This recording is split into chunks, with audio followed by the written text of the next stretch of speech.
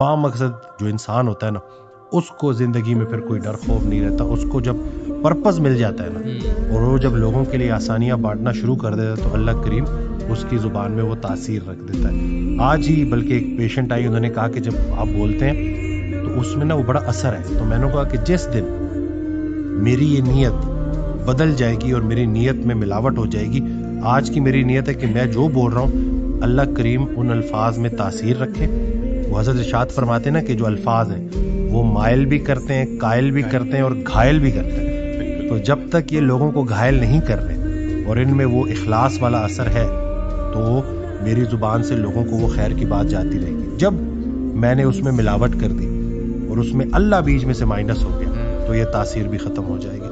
तो मकसद अल्लाह है तो नतीजा भी अल्लाह है। और शायद इसी वजह से लोग कनेक्ट करते हैं। और मुझे भी ये लगा, अभी मैंने ऑब्जर्व किया, आके लोग जो आपके पास आते हैं वो आपको सुनने आते हैं,